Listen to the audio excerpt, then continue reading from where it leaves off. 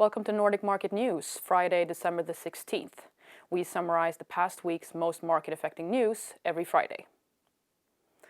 Looking at each country's stock market index, the past week has been mildly positive for almost all Nordic markets, with small to negative movements on opening trade today.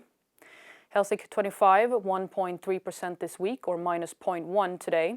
OMX is 30, 0.6 this week, or minus 0.3 today. OSCBX, minus 0.5 this week, or 0.6 today. Copenhagen 20, 1.2 this week, or minus 0.1 today.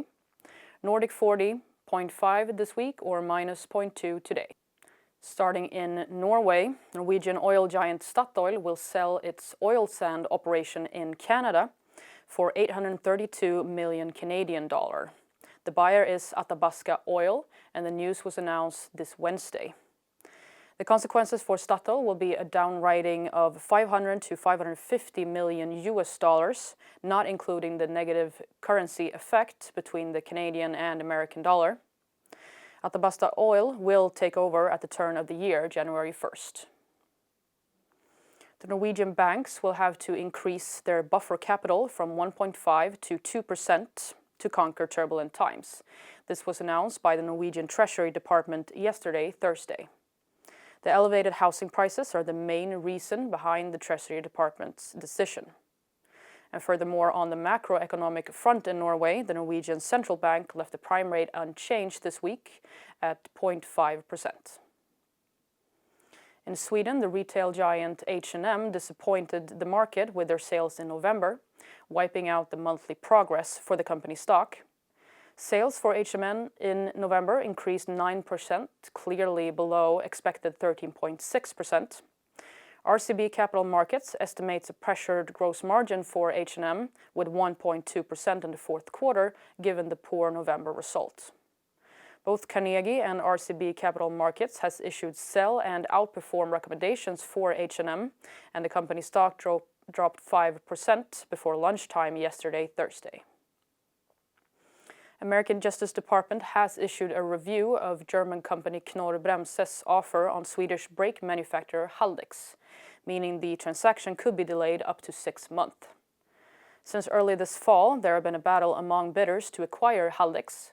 SAF Holland, Knorr-Bremse and ZF Friedrichshafen has been outbidding one another, with Knorr-Bremse's offer being the most generous, 125 Swedish kronor per share. However, the board of Haldex recommended Friedrichshafen's bid of 120 Swedish kronor per share to avoid this outcome of a review. The chairman of Haldex says this outcome is not ideal for neither shareholders nor the company, and the upcoming months will mean a lot of extra work. And finally, in Sweden, the National Bureau of Statistics, SCB, reported a somewhat decreased unemployment rate for November. The rate is 6.2%, in line with the SME Direkt consensus estimate of exactly 6.2. In Finland, the Finnish GDP rose 2.1% in October this year compared to October of last year, according to the National GDP Indicator.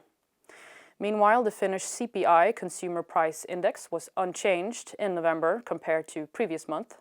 CPI rose 0.7% compared to November of last year, in line with expected 0.8%. In Denmark, Telecom has sold its Danish on-demand TV Boxer to SE Group, owners of Danish TV supplier Stofa. This is announced through a press release, which does not contain a financial condition.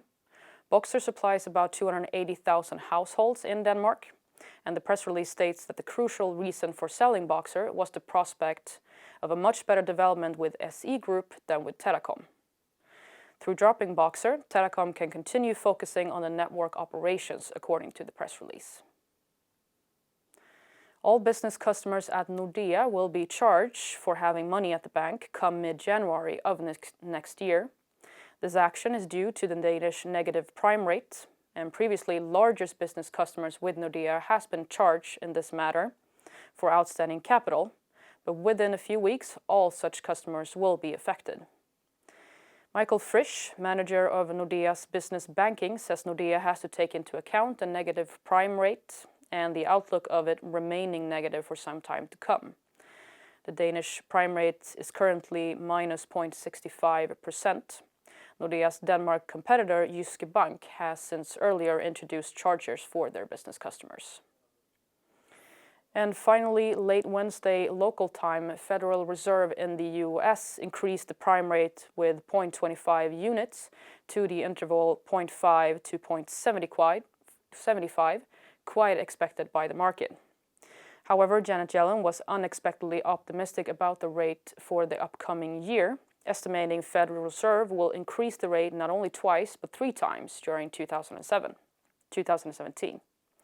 The statement caught the market off guard, but generally the global economy experienced improvements due to the Fed decision.